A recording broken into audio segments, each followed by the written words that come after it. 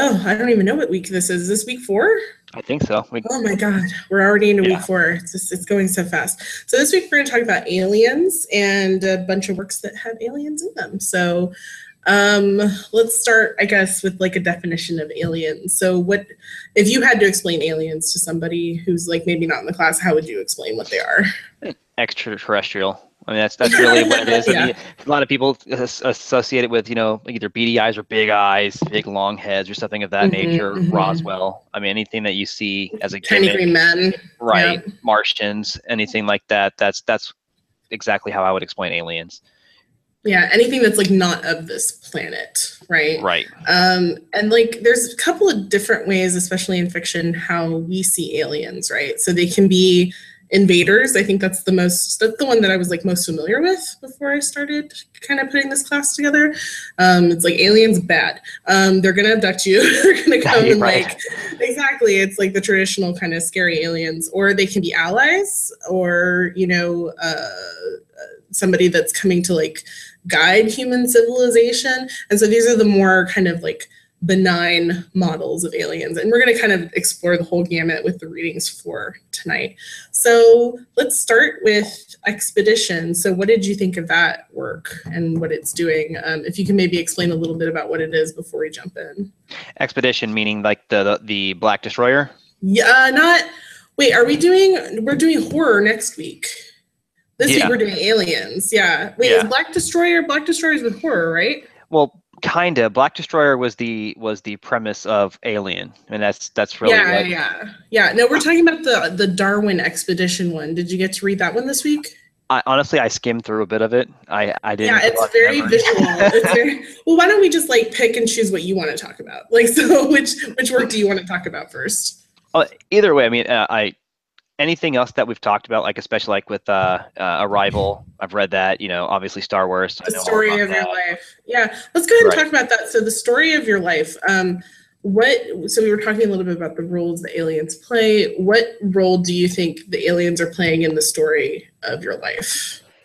I honestly think that they were playing a role to help unlock her abilities. I think that they understood that there was something about her specifically that could help them, because obviously they came there because 3,000 years in the future they would need her help, or in some way, shape, or Yeah, form. that was really strange because I think like and I also saw Arrival. It was a fantastic movie, but I think you go into Arrival with this very like very this feeling of dread, like of not knowing who the aliens are, what are they there for, and you're kind of like, are they invaders? Like, what are they going to do? Are they going to release a plague? What's going to happen?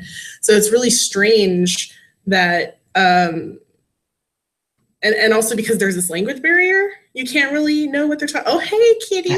Honey, I need you to stop. Did this Oh last no, it's time. okay. It's fine. It's fine.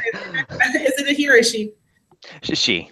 It's a she. No, I met her last time. She can get in on it if she wants. She's like, yes, aliens. Let's talk about it. But yeah, like there's the sense that like we don't know what these creatures want until they actually like learn about their language. So what's the deal with their language? Like, how does it work? How is it different from our own?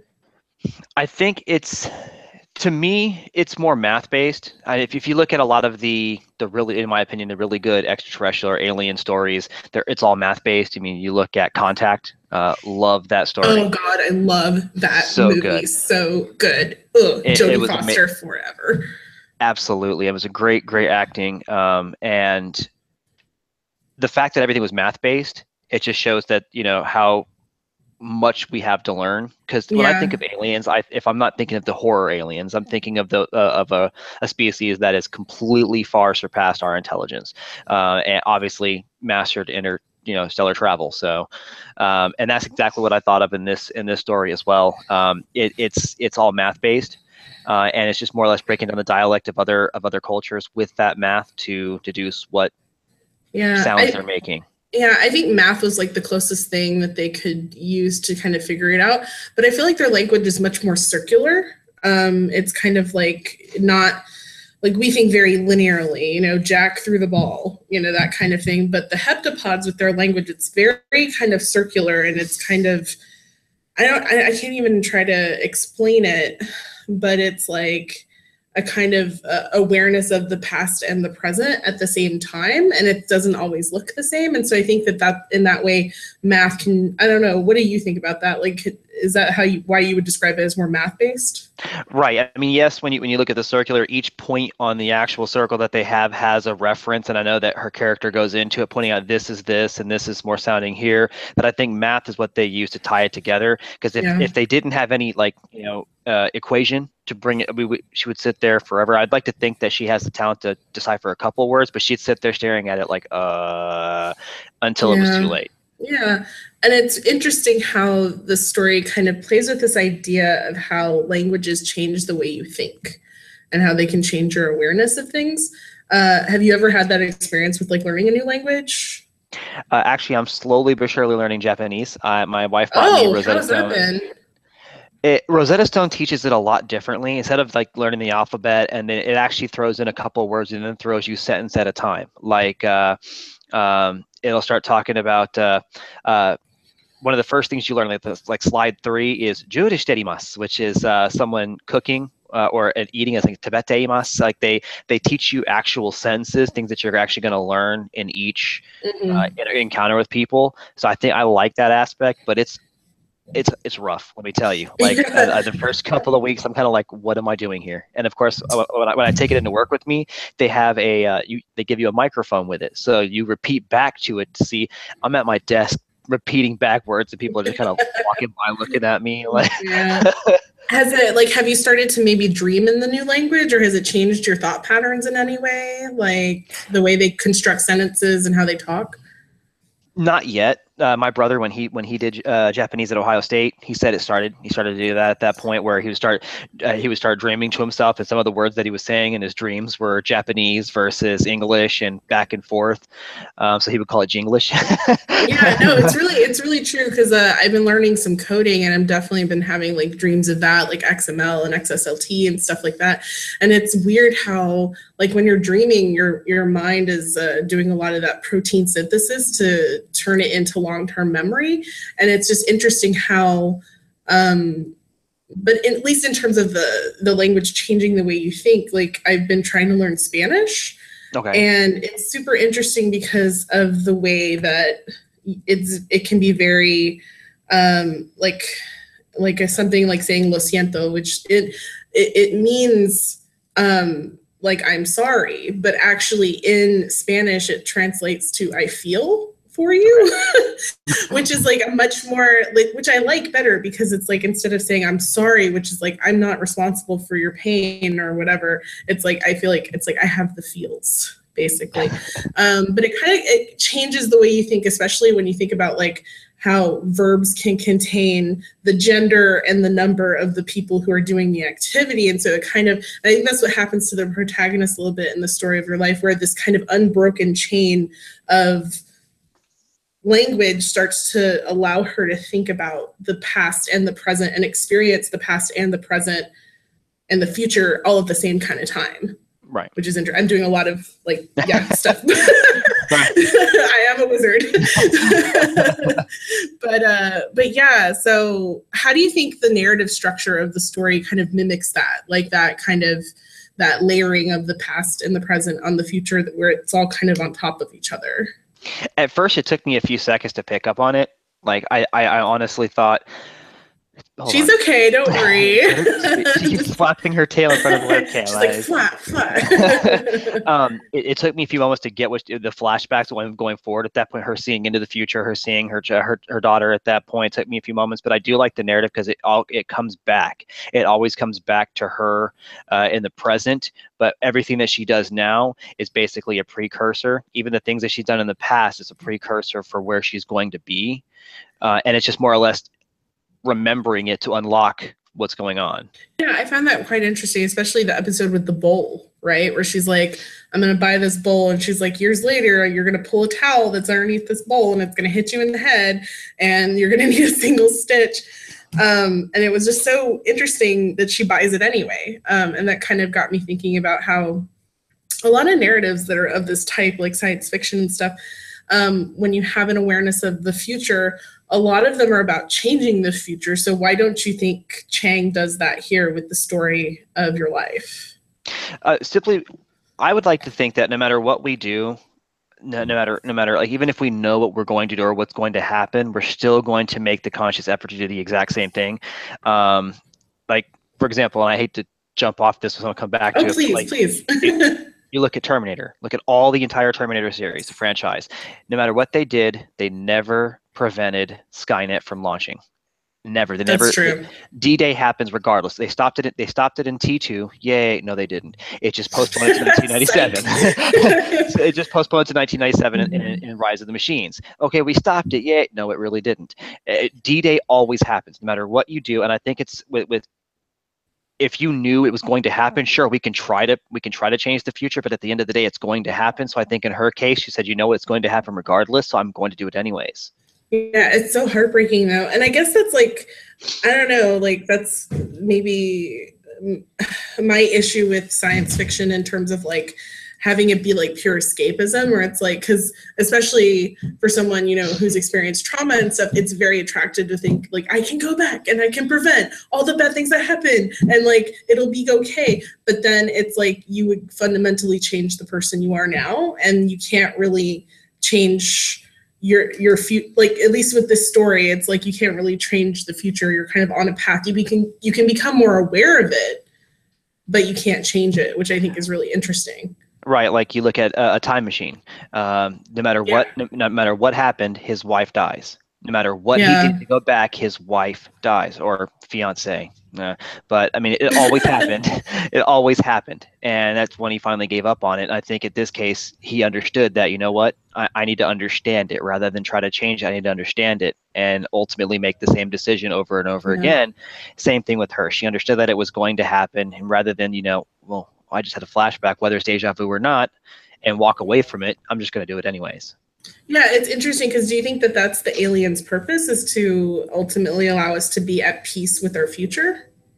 Like, I think they want us to be at peace with our decisions. Like even if we knew the future, like would you want to change anything? Like if she made one change, one little ripple in time, it would have changed the outcome completely. Like if I let's say for example, I got picked up by a college team. I was always playing football in high school. Let's say I actually got a small college scholarship and it sent me somewhere else. I may not have been where I was to meet my wife, and I've been with her for 12 years. It might be with someone else, and I can't necessarily picture my life with someone else.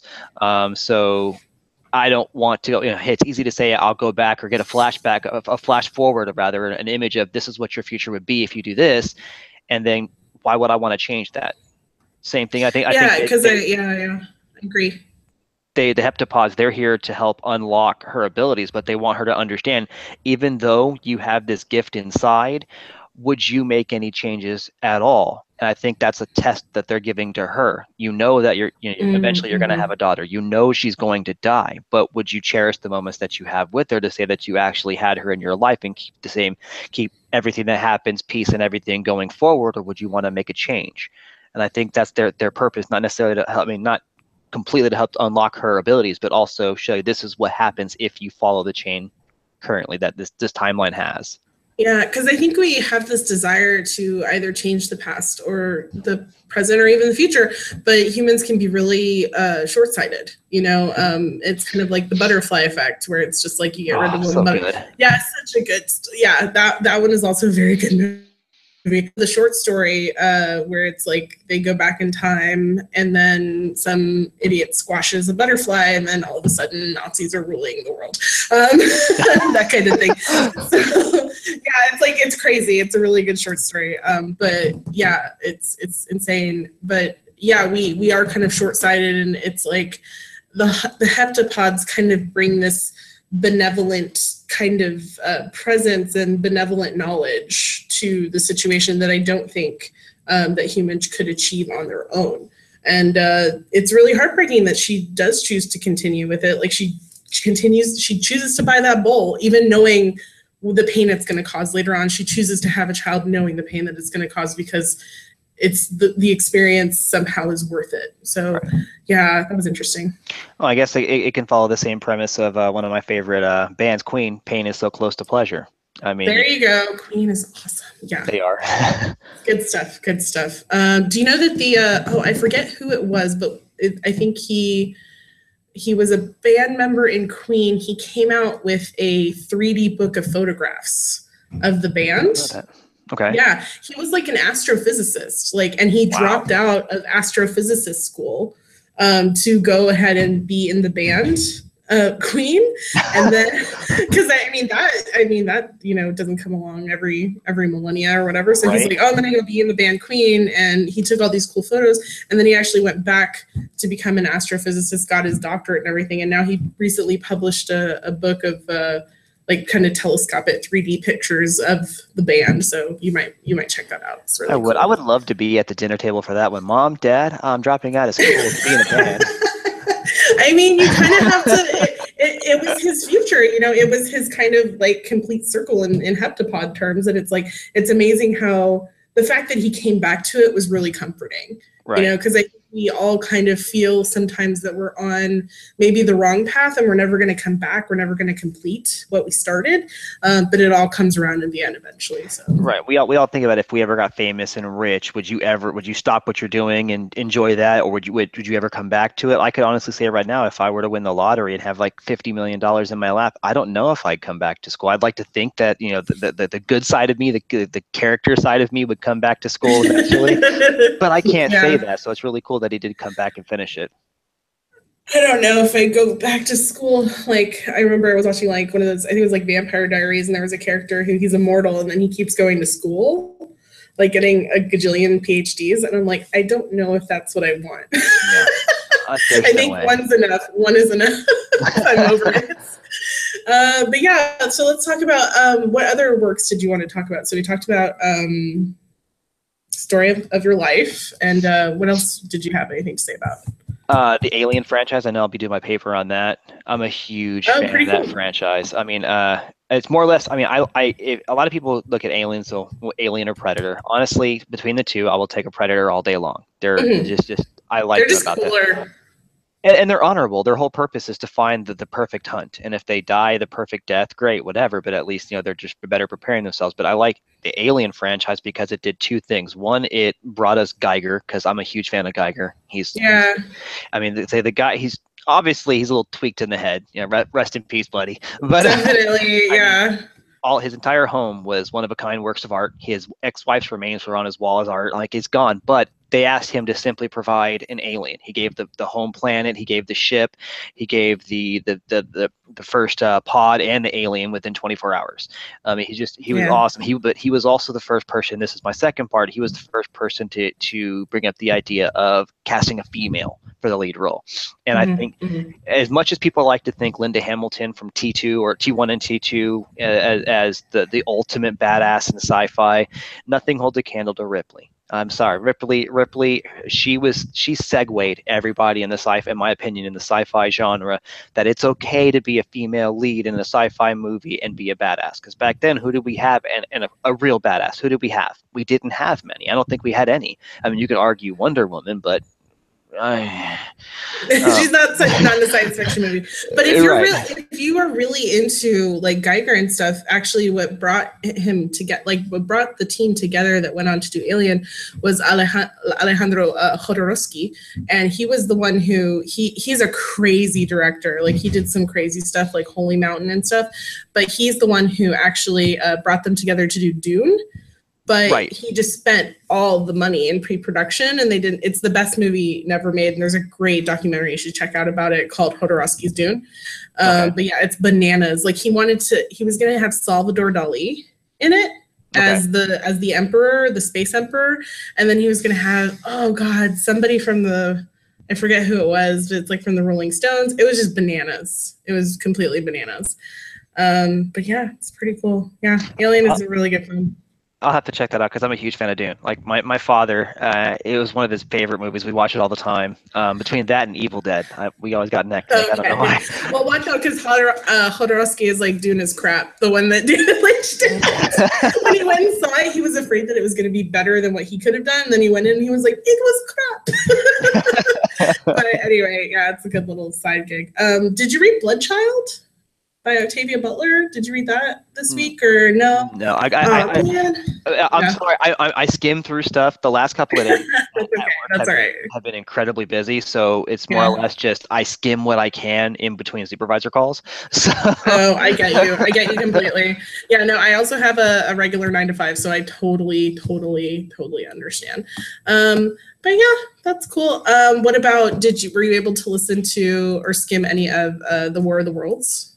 yes, actually, I was a huge War of the World fans, and I never. I'm not a big reader myself, but I heard about the original War of the Worlds show, the radio show. Yeah, yeah. And I was watching a story on it, and I'm sitting there watching. I'm bored. It's like 2 a.m. I'm bored, and the first show apparently scared so many people that people started committing suicide, killing their families because they thought the aliens were invading. Yeah, And they had to come definitely. back on the broadcast and say, wait a minute, whoa, it's just a TV show.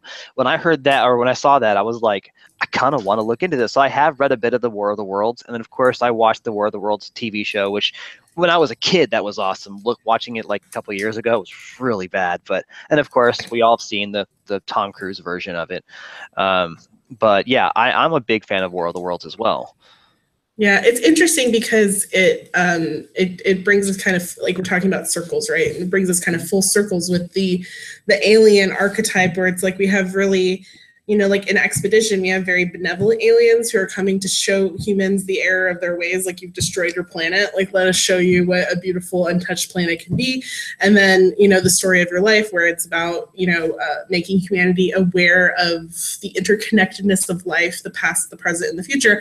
And then we go completely other way with the War of the World aliens, where it's like they're just invaders and they're just really, really scary. So, and I sense that's what you like about it, because you really like Alien. Well, I want the bad guys to win from time to time. I mean, don't get me wrong. I get it. It's nice. It sells, lots of books or lots of movie tickets if we have the good guys win at the end. But I would love the bad guys to win, just once. Like, you look at Evangelion, Neon Genesis, they win. The bad guys win the first night. Yay! Like, I want the bad guys I want the bad guys to win.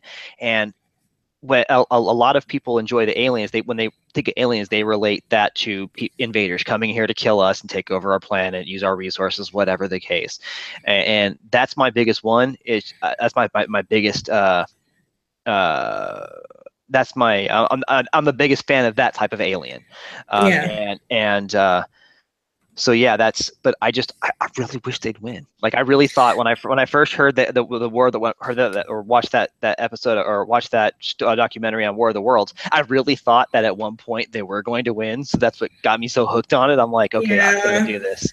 It's unfortunate that, spoiler alert, they get taken down by germs. Right. But it's like, it's just really interesting. I think there's something that you want them to win, though, because there is that, like, reversed colonialism narrative that's in there, right, where it's like we have gone and colonized all these places, and now we have aliens coming to our planet to colonize us, and be our overlords. Right. Well, it's easy for us to sit there and think, when we think aliens, we can think of advanced technology, interstellar travel, all this, but yet we can't fathom the fact that they can actually kill us.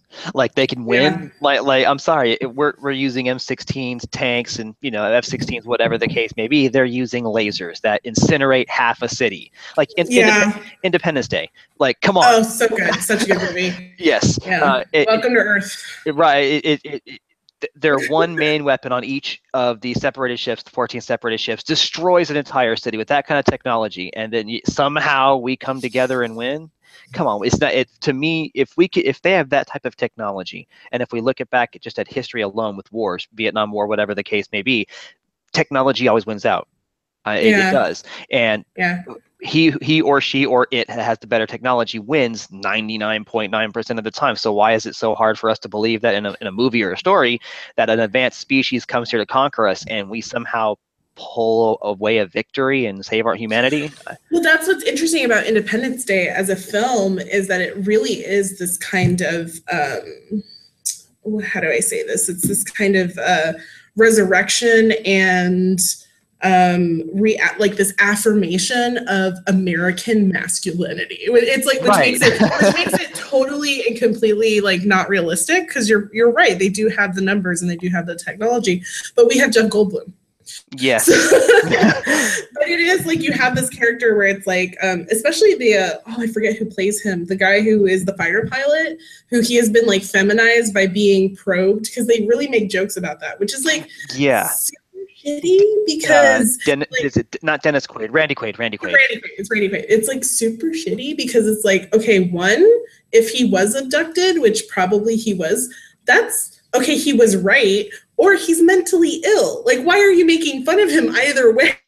Right, he's on the fence of doing something bad to either himself and or others. Why do you want to egg that on? And he's abusing alcohol, and it's terrible. But in the end, he's able to get his revenge against, you know, the aliens, and kind of is like up yours. So he's able to like give it to them. And so, yeah, I think that that's really interesting because I know the sequel was terrible. So oh god, it was horrible. But like with the Alien franchise, a lot of people watched Aliens and don't know that there's actually the original Aliens movie that had like 45 minutes of unseen footage that they never really released until you buy like the 25th anniversary or so. And on there, it shows just how screwed they really were. They have these when they're going through all the stock weapons. We have this magazine, this many magazines left. We have this, that, and the other.